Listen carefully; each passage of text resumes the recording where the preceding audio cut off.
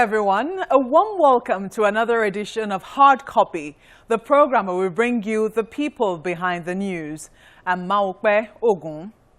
Malam Nasir El-Rufai, governor of Kaduna State, recently stoked controversy when he urged the National Assembly to publish its budget at a retreat in Kaduna for National Assembly bureaucrats. This was how he said it. I don't believe it is entirely true. I do not believe it is entirely false either. But in these days of social media, and these young people are all connected to it, I think it's very, very important that the National Assembly does something about its image. Some steps can be taken. More transparency in your budgets, for instance. Nobody knows your budget. Nobody knows how much you get paid. So publications are made about your salaries and allowances that I do not believe are true, but cannot be defended because there is no transparency about your budgeting or your personnel cost and so on and so forth.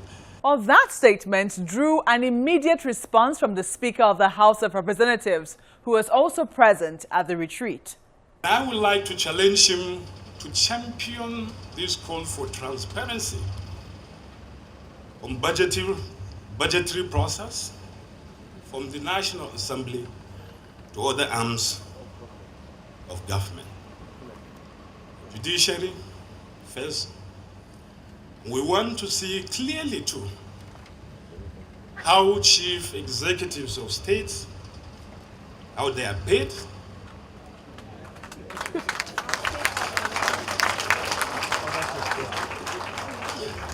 what do they spend monthly as security votes? It didn't end there.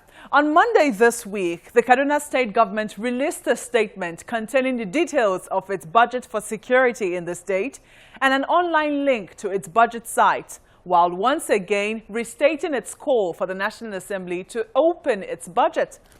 The House of Representatives was not to be outdone as it released salary payment slips of the Speaker of the House while asking the governor not to blackmail it in its work as an arm of government. On Hard Copy tonight, I will be speaking with Malam Nasir El-Rufai on the numerous controversies he seems to have been involved in since becoming governor of Kaduna State.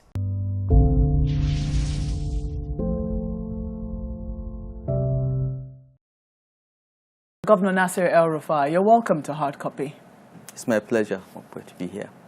Well, let's start from the latest of the controversies. Your call to the National Assembly for transparency. I'm sure you saw the response of the National Assembly this week. They have accused you of trying to blackmail them. Why are you trying to blackmail the National Assembly? I don't think they used the word blackmail. They said undermine. No, they said you undermined the president, but they accuse you of trying to blackmail the National Assembly. Those were their words. Well, you know, I don't understand how a call for transparency will amount to blackmail. I think if our National Assembly thinks like that, then it is most unfortunate. The National Assembly budget is one line. It's over 100 billion consistently for the last 10 years or so, without the citizens of Nigeria, or anyone for that matter, knowing the breakdown of that budget. Not even the members of the National Assembly know how that 100 billion is spent. And the National Assembly leadership has been promising for months that they will publish this. So what is so controversial or blackmailing about me saying that publish the details of your budget?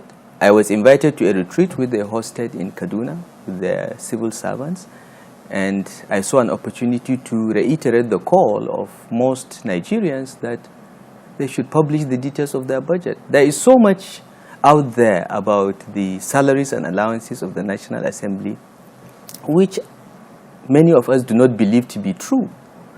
There is an international magazine that published the salaries and allowances of Nigeria's National Assembly members as the highest in the world.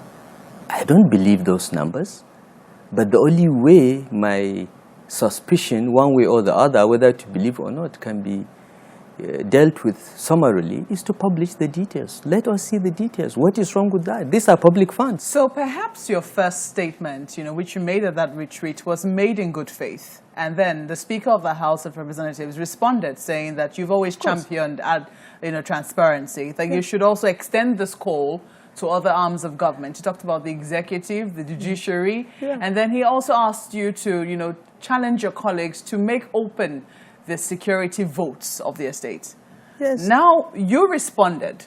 Your government responded on Monday by releasing a statement, with links to your budget sites and also what you consider the security budget. But the National Assembly responded, especially the House of Representatives.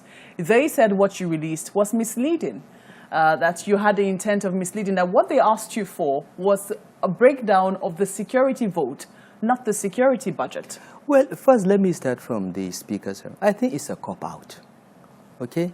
Even if the other arms of government are not transparent, and they are, because their budgets are clearly detailed, okay?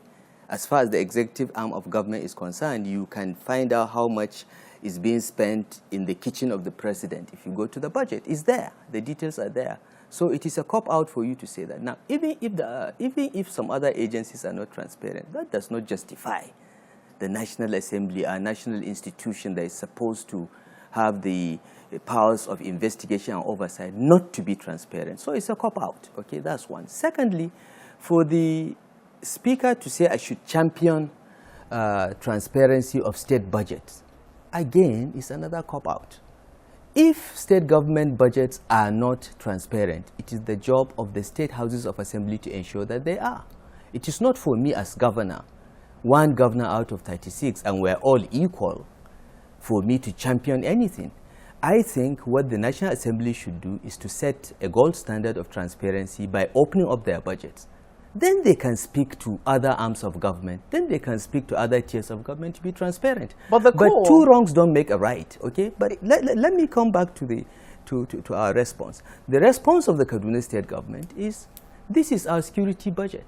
This is how we spend it. This is the breakdown. This has been going on since 2015 when we took over and is audited. National Assembly or House of Reps responded. Security vote. They said that's it's not misleading. It's because they think that we run our own budgets the way they run their budgets, totally lacking in transparency. There is no security vote in Kaduna State other than the security budget that we published. There is nothing. And as governor of Kaduna State, I'm not the beneficiary of any security vote. We spend our security budget on supporting security agencies or investing in security infrastructure to protect our people and prevent crimes.